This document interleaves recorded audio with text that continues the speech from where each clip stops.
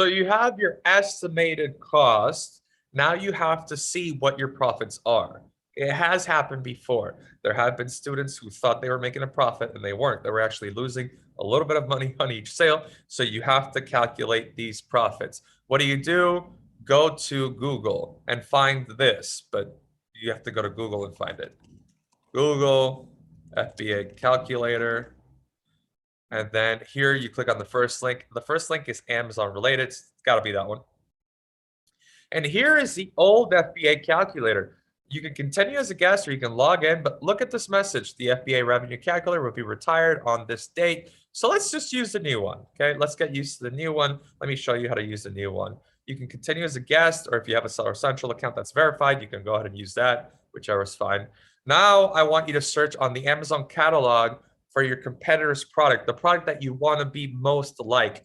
You're not going to be exactly like your competitor's product. You're going to be better, but you have like a base product, which is your competitor's product. So go ahead and grab your competitor's product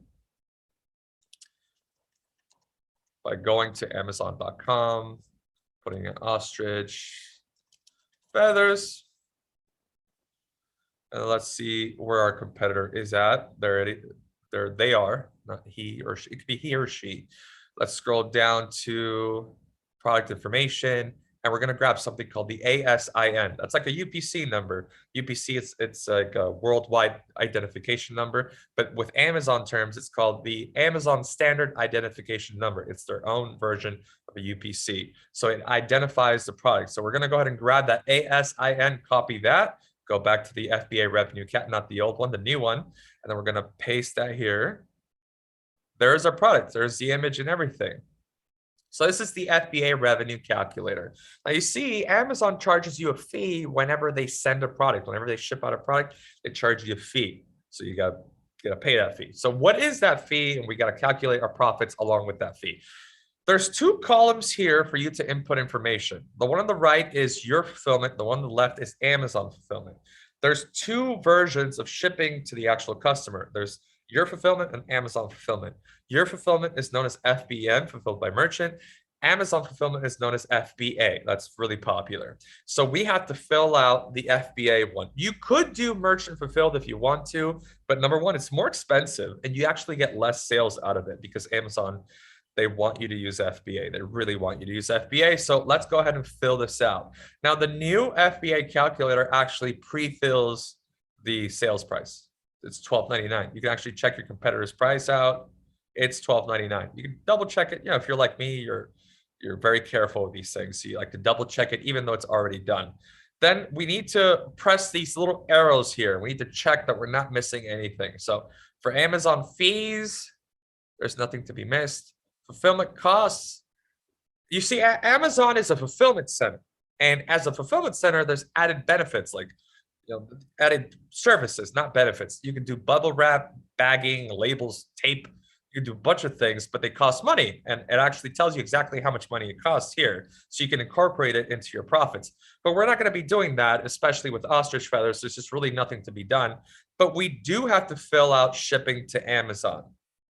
Now, there's I use an estimation here. We're going to figure out our actual shipping cost a little bit later down the road, but for right now, we're still brainstorming. We're still estimating.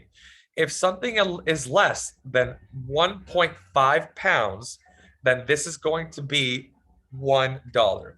If it's between 1.5 pounds and 2.5 pounds, it's going to be $2.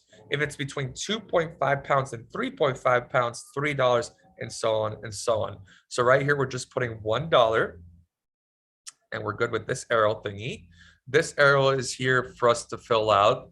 Average inventory units stored is going to be 1.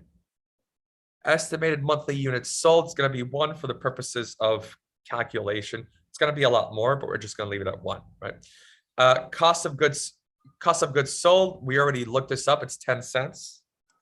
And it actually updates automatically. And no miscellaneous costs. Okay, estimated sales, like if you want to put like 100, then you can actually see a real reflection of your sales. But we want to look at it one at a time so we can see our profits. This is our net profit, 496, and this is our profit margin, 38%. Now I look for, this is my criteria, I look for specifically $5 at least.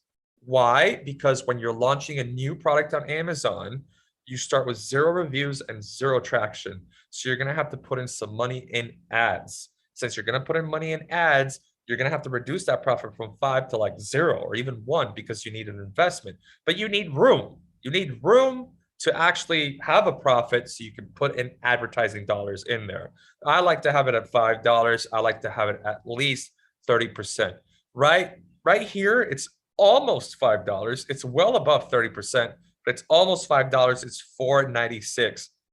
So I'm not too worried. I'm not too worried.